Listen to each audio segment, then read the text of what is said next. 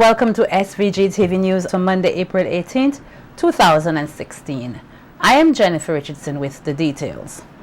The Ministry of Agriculture is taking an all-encompassing approach to create a plan to advance the development of the sector and SVG on a whole. That's according to Minister of Agriculture Sabota Caesar, as he today announced the launch of his ministry's 20-point 100-day plan. Caesar says the comprehensive plan was the result of consultations with private sector stakeholders, as well as the technical head in the Ministry of Agriculture. Caesar notes that his ministry also harnessed the information gathered from the trends globally, regionally, and nationally within the 100-day plan, which in his opinion clearly articulates the way forward for his ministry. According to Caesar, as part of the plan, the Ministry of Agriculture will serve as a service provider, giving technical advice to stakeholders. The plan has 20 points, but can be broken out into 9 main areas. The first area that I want to begin with is the Ministry of Agriculture as a service provider. It is important, if we are to build an agriculture sector, that the public officers and the Ministry of Agriculture, we must see ourselves as the epicenter for technical advice to stakeholders. And we have done certain things traditionally. Some have worked, some haven't worked. And what we have to do is to revise our efforts in the way forward. And the document speaks to a refreshing of the approach as to how extension does its work. Caesar says his ministry will also be engaging farmers and other stakeholders on the various issues they face, as well as capacity building activities, and is aiming to provide farmers throughout the country with copies of the 100-day plan in order to ensure that the ministry and the farmers operate with the same goals in mind. Information dissemination is critical to engendering growth in any sector. If we have a particular plan in the Ministry of Agriculture and the stakeholders are not aware of what is going on, then we can be operating at serious cross purposes. And that is why this document, the 100 days plan, will be distributed some 6,000 copies across the length and breadth of St. Vincent and the Grenadines, because it should be a handbook for farmers, fisherfolk, investors to see the intention, the aims and the objectives of the Ministry of Agriculture. Caesar further outlines that as part of the comprehensive plan, they have drafted an agro-export initiative, and over the next 2 years will be working to ensure that stakeholders can benefit from the opportunities created. Also, we have already spoken to several persons who have carriers. In fact, we had a meeting about 2 weeks ago with a particular carrier which has an intention to come to St. Vincent and the Grenadines. And we are seeing many things coming together which will create an important and excellent opportunity for us to benefit from new markets. What is going to happen is that when we get new markets on larger scales, we will see quite naturally a reduction of exports to the regional market. And many of the fluctuations which we'll see and the very negative attitude that comes out sometimes from the volatility of prices on the Trinidad and Tobago market, we expect a lot of this to be eased. Unless work is done to change the psyche of this nation's youth, there is a risk of creating a generation of children that lack empathy, sympathy, and sensitivity. That was the view expressed by Minister responsible for Youth Affairs, Frederick Stevenson, as he delivered the keynote address at the 2016 National Youth Conference earlier today. Under the theme, Break the Silence, Stop the Violence, Stevenson noted that the event is geared at hearing the voice of the nation's youth and gaining their input on issues of child abuse and violence. The month of April each year is celebrated as Child Abuse Awareness and Prevention Month. And this year we are celebrating under the theme, positive behavior, model it so they can live it. That is what we're hoping to achieve over the next couple of weeks. And it is our intention and the intention of this minister to have this theme and the slogan always in the minds of our children and our young people, not only for the month of April, but throughout the entire year. Okay? We intend to speak about the issues in relation to child abuse, more importantly, emotional abuse, during the entire period of this year. Stevenson further told the gathering that through the newly assigned Child Development Division, his ministry hopes to tackle more issues faced by youths and put in place initiatives to eradicate child abuse. Today marks history for St. Vincent and the Grenadines, since we have made a significant strengthening towards children protection through the adoption, the signing and ratification of the said Convention on the Rights of the Child. As such, we have gone a step further to establish a division strictly for the protection and rehabilitation of children, which is called, as I mentioned before, the Child Development Division. And this division will handle all matters in relation to the children of St. Vincent and the Grenadines. And we are hopeful that some new legislations would be passed later on this year to sort of harmonize the ages that the UNICEF and UN calls in relation for children. Expressing his gratitude to the United Nations Children's Emergency Fund, UNICEF, for their support towards the government of St. Vincent and the Grenadines, the minister says he hopes to work even closer with the organization as they strive to enhance youth development in the country. He further called on persons to get involved in the awareness-building activities throughout the month of April, noting that everyone must come on board and join the fight in breaking the silence against child abuse in St. Vincent and the Grenadines. I know that UNICEF will continue to assist us with the training of all key stakeholders in the implementation of the law, especially for mandatory reporting procedures. I'm hopeful, as a minister, that as we work together as a nation, as we seek to develop, we need all hands on deck. I want us to ensure that the adults in our nation allow our children to develop and grow to their fullest potential so that they can take their rightful places in society, in the nation, and in the world. Referencing the Convention on the Rights of the Child, UNICEF personnel Key Sandling says a commitment was made by all signees to make every effort in ensuring that the rights of all the children in their country are fulfilled. In this light, she commended the work done thus far by the government of St. Vincent and the Grenadines in enhancing youth development and child rights, noting that there is still a lot of work to be done as issues such as child abuse plague a child's development. In the Eastern Caribbean and St. Vincent and the Grenadines, we have a very good level of fulfilling those human rights of children. For the most part, we have children going to school. For the most part, we have healthy children, well-nourished. And when we say well-nourished, we have to be careful that we don't go overnourished. And this is where some of the problems do come in, that we have a different set of issues in the Caribbean. We have issues that have implications on how children, when they become adults, are useful and productive adults. Sandy Lynn says her organization is pleased to be a part of the Break the Silence movement and further called for more to be done in raising awareness among the Vincentian population.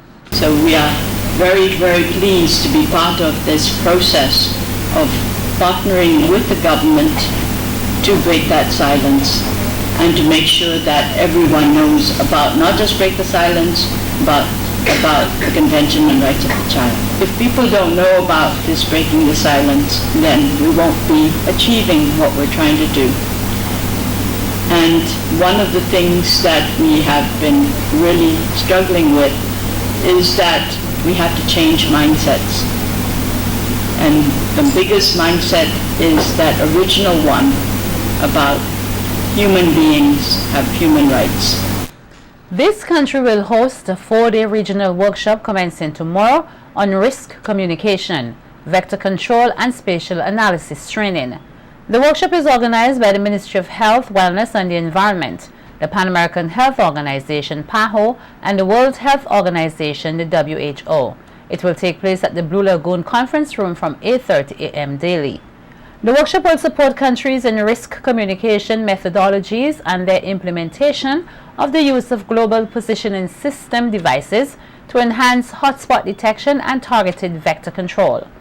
With the threat of vectors and their associated viruses such as dengue, chikungunya, and Zika, the region is taking proactive measures to strengthen vector control approaches by incorporating the use of new technologies in the form of spatial data programs.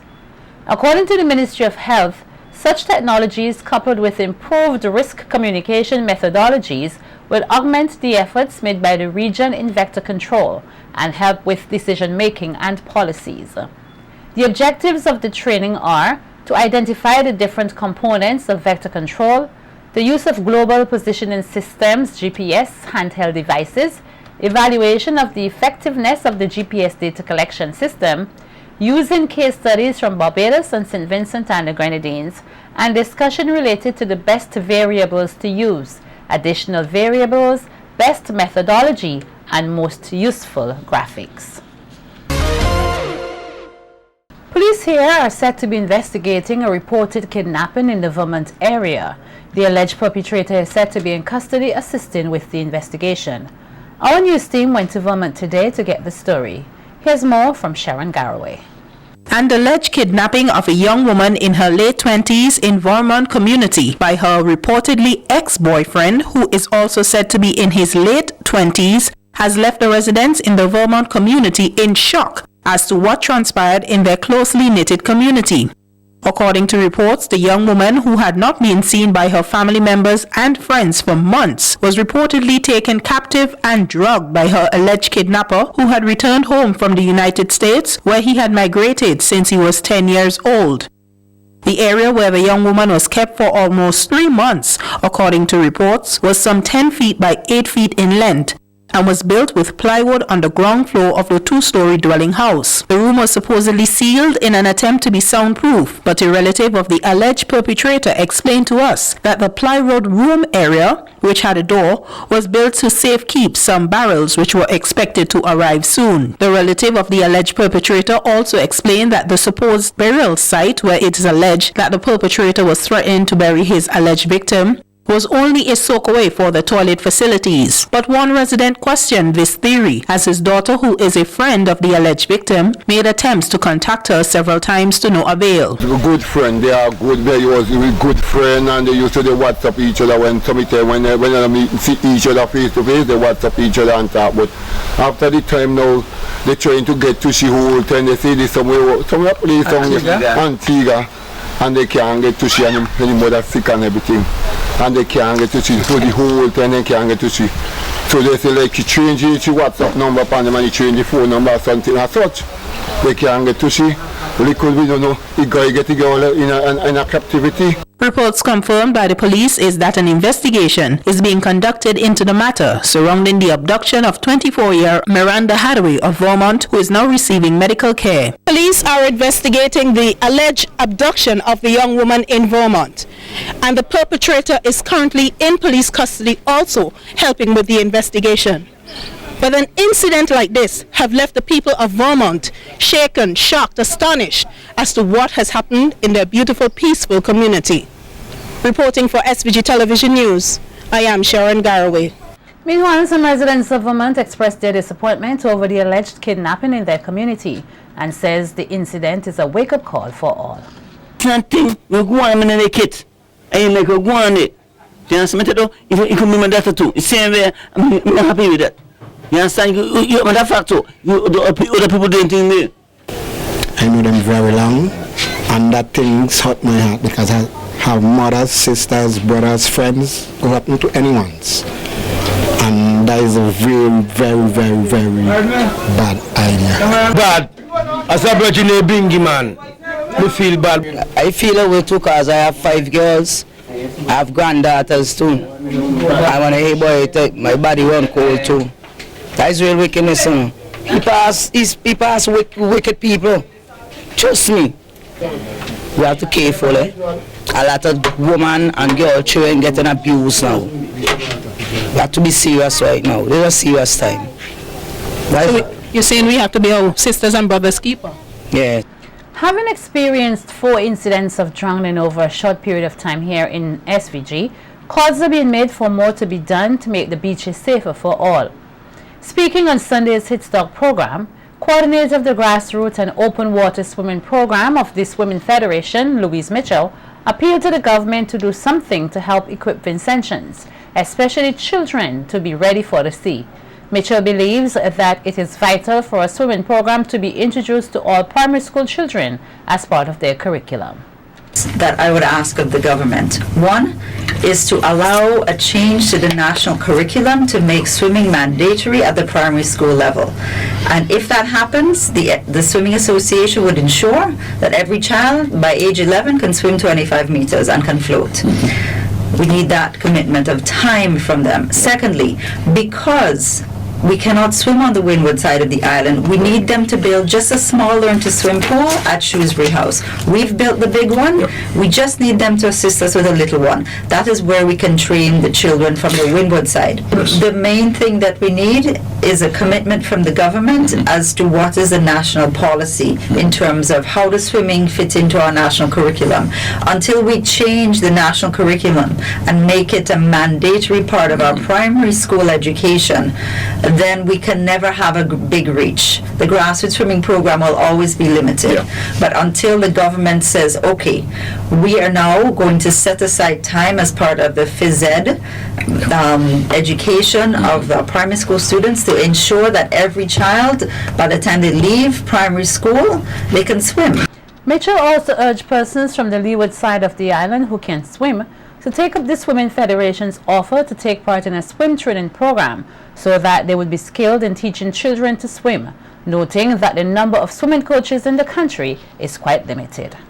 For the leeward side, I would ask for persons who are coaches in other areas to volunteer to learn to be a swim coach. Persons who can have basic swimming but don't know how to teach swimming. They need to approach the federation, come to us, and we will train you, we will invest in you as coaches, because the 10 amazing coaches we have can't cover the whole nation. So if you're from the leeward side, because we will never be able to afford to build a pool in every community, but with the areas where we have calm waters, we can take advantage of that and develop swimming as an open water sport and skill in those communities. But we have to start somewhere, and it has to be part of the national curriculum. Because we are surrounded by water, swimming cannot be treated as a regular sport. It is a life-saving skill, and we need to empower children with this skill. Veteran Senior Prosecutor Dolphus Delpesh at the Serious Offences Court said he took no pleasure in adducing evidence in court while he put forward the prosecution's case against a former colleague, Mahon Spring, who was convicted last Friday on 3 separate charges of theft, possession of 25 rounds of ammunition without a license, and corruption. Delpesh told Chief Magistrate Rayshon Brown that when a person is placed in a position, he or she has to do their job to the best of their ability, coupled with integrity and honesty. He added that a former commissioner of police told him several years ago that he must at all times carry out his duties in an efficient manner, and when such is completed, he would have a clear conscience. When asked by the Chief Magistrate what his recommendation was in terms of sentencing, Delpesh said that such an offense should attract a custodial sentence. Magistrate Brown agreed with Delpesh, but before imposing a 3-year jail term upon Spring, she told him that he was placed in a position of trust and he betrayed such. Spring was arrested and charged by the police at Caliacor after he reportedly stole the ammunition from a desk at the station's office between November 27th and 29th, 2015. The ammunition was subsequently discovered in a locker that he occupied at Calico Station. In other court news, Franklin Black, a resident from the Kettles community, on Friday, April 15, 2016, was ordered to spend the next 2 months at Her Majesty's prison on a charge of unlawful and malicious wounding. The incident is said to have occurred on April 14, 2016, at the home of Natasha Williams, the victim, at Redemption Shops. Black, according to reports, shared a common law relationship with Williams. On the date in question, a dispute arose between both parties, during which time Black inflicted wounds to one of Williams's feet and one of her hands. As a result, she was forced to seek medical attention at the Milton Cato Memorial Hospital. In recent times, persons who appeared at the court, mainly the serious offences court, with cases of a domestic nature, have been sent to prison.